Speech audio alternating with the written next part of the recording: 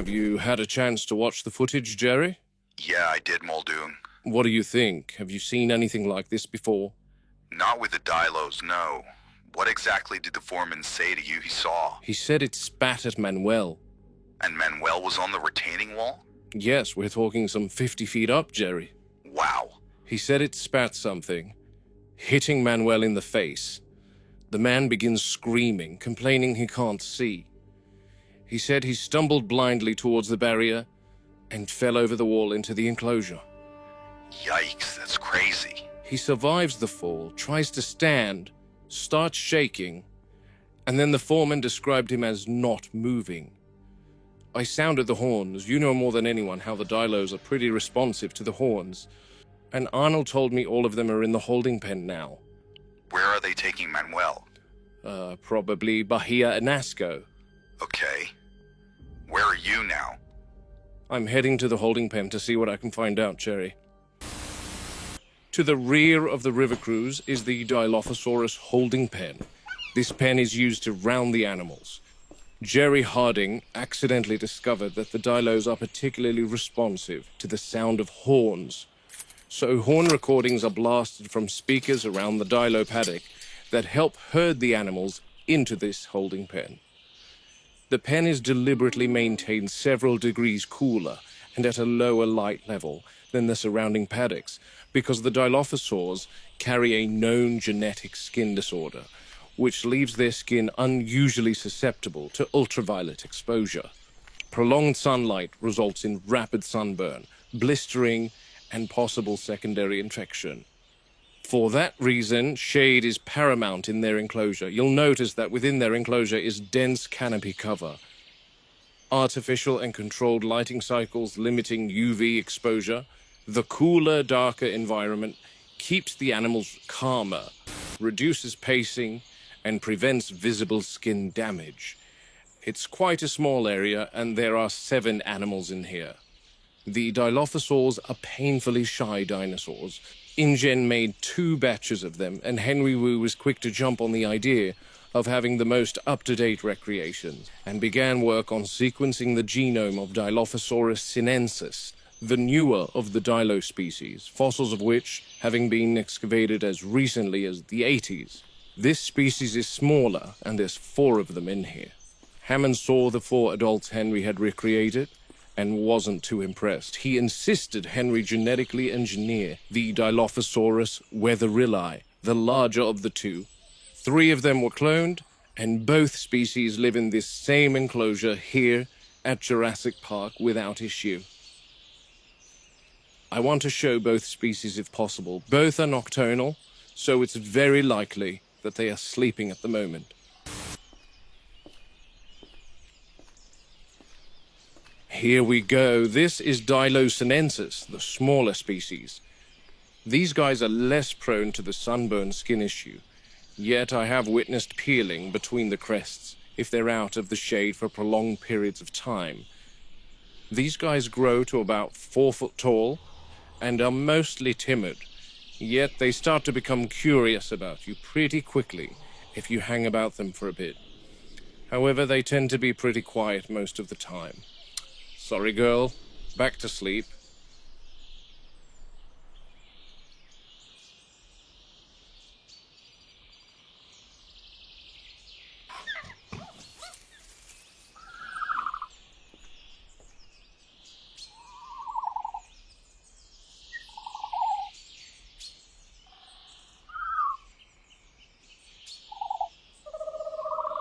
Hear that?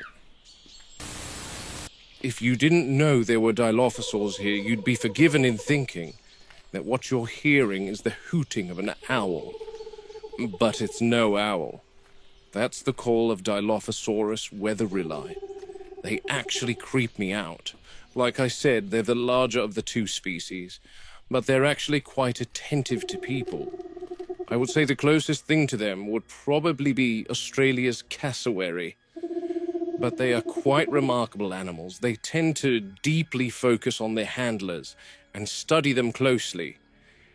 And they have what I believe to be a very haunting characteristic. And I want to document such. She's right there. If If I can just get her to step out.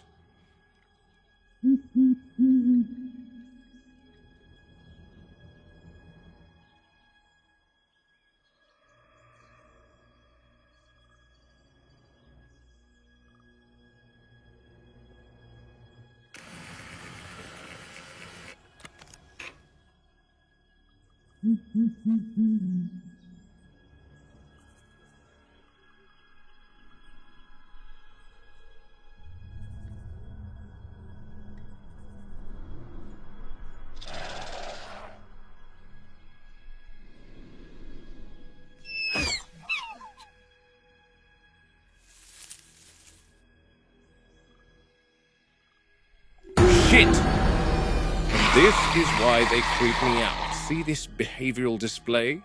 They seem to size up their opponent in an attempt to intimidate equally sized threats. As you can see, this girl is quite a bit larger than the sinensis species, the green ones. She stands at about 8 foot tall, which already gives a cassowary a run for its money. But this display would make anyone fear for their lives. The first time I encountered this animal was on orientation to the park, and it was nighttime. This thing nearly made me fire an entire round into my pants with that creepy sway and hooting it does. But it's absolutely a beautiful animal with that jaguar-like hide and those red crests atop its head. That's a chopper coming to collect Manuel from the Dilo enclosure. I'm waiting for them to airlift him out, and then I want to enter while these girls are still in here. But by the looks of it, it'll be evening before Regis makes the call to allow any of us to re-enter the enclosure. He's the park's PR person, and what that means here is he needs to make sure any accident is promptly contained and no one asks questions.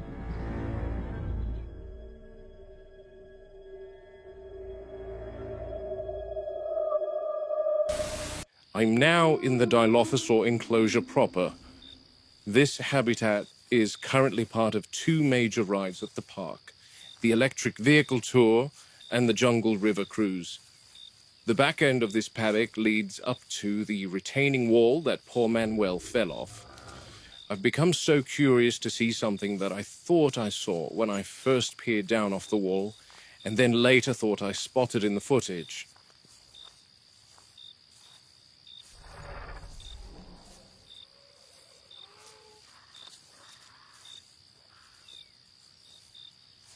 Here's the retaining wall. And here's where Manuel landed.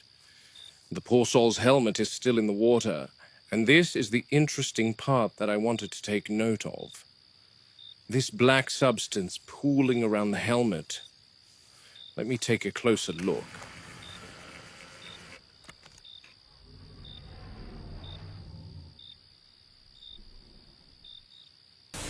On the water here, I don't like thick, black, almost tar-like, not natural runoff, not oil. It's viscous. It doesn't smell like anything I recognize. Are you sure it isn't decomposed plant matter or resin? That enclosure's humid, plenty of biological breakdown. Don't touch your face, whatever you do. Does it feel warm? Any reaction on your skin? Negative on the heat. It's cold, actually. But it's not sap.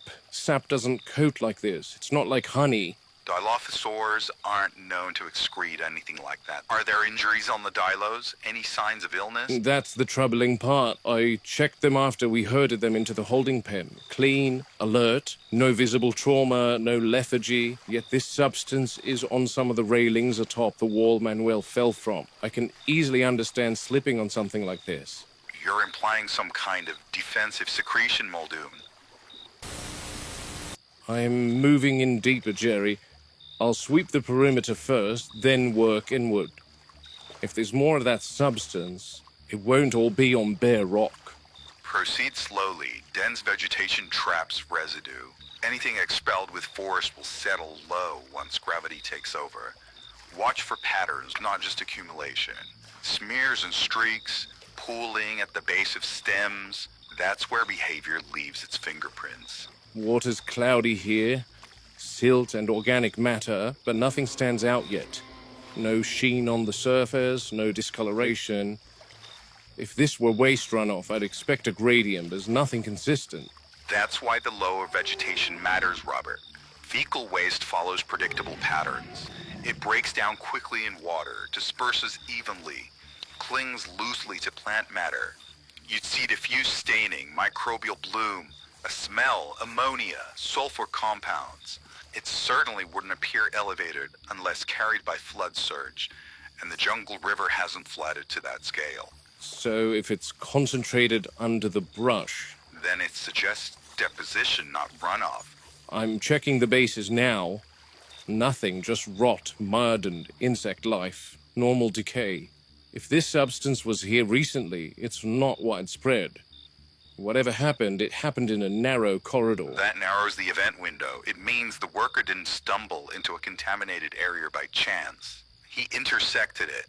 And if there's no residue beneath the vegetation elsewhere, then this isn't a chronic biological byproduct. It's episodic. I don't like episodic animals, Jerry. Especially ones we think we understand. I'm coming up empty so far. No pooled residue in the low spots. Either it was cleaned by the rain or it was never meant to linger. Or it was precise. Used once. Mark my words, Jerry, there's more to the dilos than we know. I've reached drier ground now. No standing water. If that black substance was carried by runoff, it should thin out here. We'd need to examine the cellular architecture under light microscopy.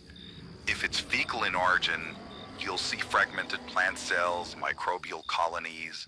If it's secreted tissue, you'll find organized structures, glandular cells, protein matrices. So you're looking for intent again, design versus waste. Precisely. If it's a bodily secretion or there's an enzymatic agent involved, histology will show proteins, crystallized enzymes, or storage vesicles. Let me run something by you, Jerry. Sure. Is it possible that this substance is a kind of venom? Oh. Picture it like this. That substance behaving like a hunting aid. If it can be expelled accurately, it explains the splatter height and why a man lost his footing so fast. A blinding or incapacitating agent meant to immobilize a prey item without a prolonged struggle. Venom as a projectile? Yes, spitting cobra style. That would require specialized anatomy, not something that appears accidentally. Fossil records never suggested it, but I will admit our animals are already diverged from expectation. We sedate one and conduct exploratory surgery, check the maxilla, the jawline, the neck. If there are glands, ducts, anything resembling a storage structure, people are getting hurt because we're assuming limits that may not exist.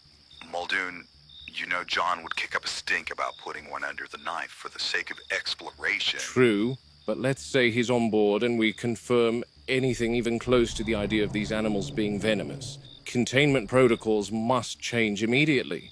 The river cruise cannot stay as it is. Open boats filled with people. If these animals can project something outward, distance and shielding become mandatory. Shit! You all right, Muldoon? Yeah, Jerry. Compies. Ah, the cleanup crew are there. They're feeding on something, Jerry. Looks like hatchling birds. And Jerry, there's that same black substance. Small prey wouldn't require physical restraint. This aligns far more with envenomation than blunt force predation. If the Dilophosaurs did this, they didn't need to chase or climb. They let this substance do the work. Venom used on prey implies a deliberate targeting behavior. Enough to kill birds, possibly enough to paralyze a man. That means we're done pretending this is theoretical. Birds today, workers tomorrow, guests after that if we're careless. This confirms it for me. These animals are hunting, with more than teeth and claws, and the park is not designed for predators that hunt from a distance. And watch yourself around the compies. Don't let them nip you. This is one of 7 lookout points along the length of the jungle river throughout the park. This one peers into the Dilophosaur enclosure specifically, but the others look out onto Sauropod Swamp to see the apatosaurs and hadrosaurs, etc., with the river eventually winding through the aviary. Still far from completion, but the general idea is guests can join the river cruise at any one of these 7 entry points, board a raft, and sail past several enclosures to get that up-close and personal experience that Hammond wants for all his guests. There's still a boarding ramp and jetty and things to add here, with the date of completion being somewhere before the end of next year. Yet regarding the Dilos specifically, Hammond definitely won't be thrilled about the idea of having large segments of this ride change so drastically. He's always said that he doesn't want his guests to feel like they are watching animals in a zoo. Getting them close to the animals is something he won't budge on. He always says everyone in the world has a right to enjoy these animals. Enjoy being the key word, not just view them, but enjoy them. But with safety in mind, either some sort of glass barricade needs to be erected alongside the electric fences to prevent the Dilophosaurs from shooting guests in the face with what is potentially venom. Or the rafts used on the Jungle River ride need to be enclosed. Both options call for divorcing the park visitor from the attraction. And if I know Hammond, which I do very well, he won't want to explore either option. I've got some movement in there. One of the Dilos might be taking a swim, which is rare. They can swim, but all the workers here have never spotted one actually crossing water. So this might be a first.